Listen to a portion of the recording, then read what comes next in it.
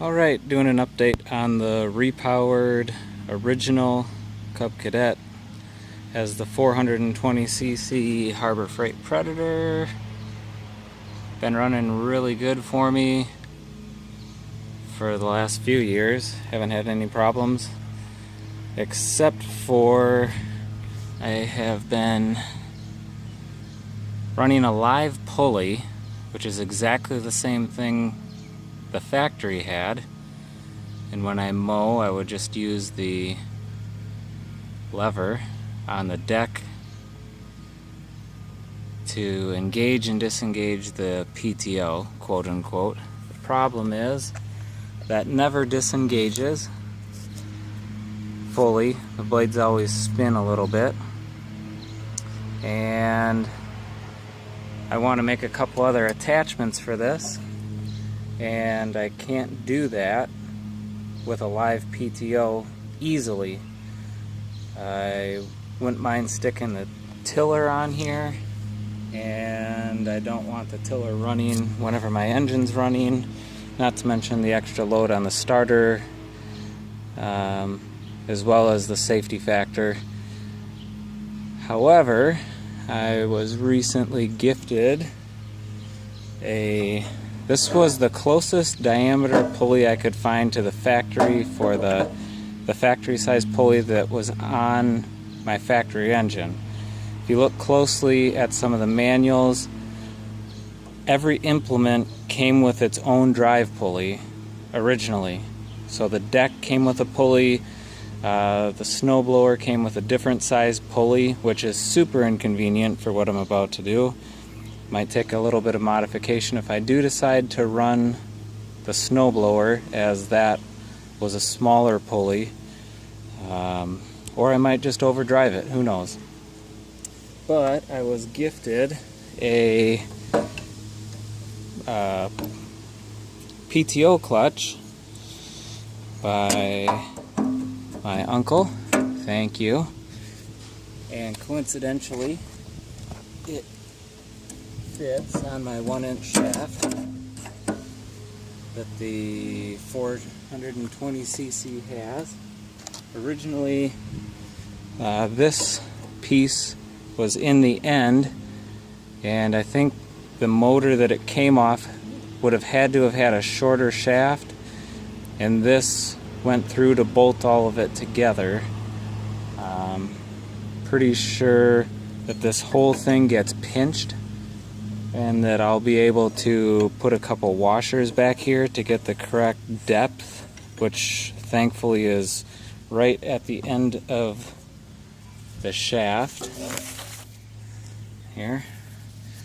So my correct depth of pulley is pretty much right here. I'm going to shim the back side of that to where the inner race of this bearing is slightly outside of the motor, the crankshaft, so that a washer and a nut will clamp all of this together solid. The other thing that was really cool, it's kind of hard to tell if you hold this up here. I don't know if you can see that very well. The outside of the pulley is a larger diameter, but if you actually look at the inside diameter of that pulley, or the minor diameter, I don't know what it'd be called, they're identical. So this one that I found to be the closest that I could come up with for matching the original pulley on the engine is exactly the same size as this. That could not get any better, and I'm pretty much ecstatic about that. If anyone's interested in doing a similar swap, the part number of this clutch is right here. Focused. And it is I don't know, pretty much a bolt-on.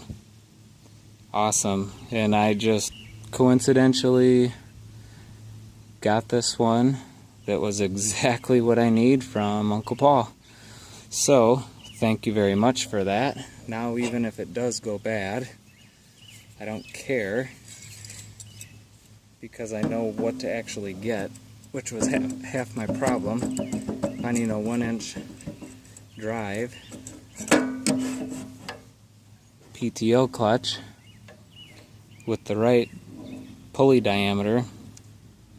Now I can do all my cool attachments, like a pressure washer attachment, which obviously you can't run unless you're hooked up to water, and a generator maybe, and who knows, all kinds of cool little things.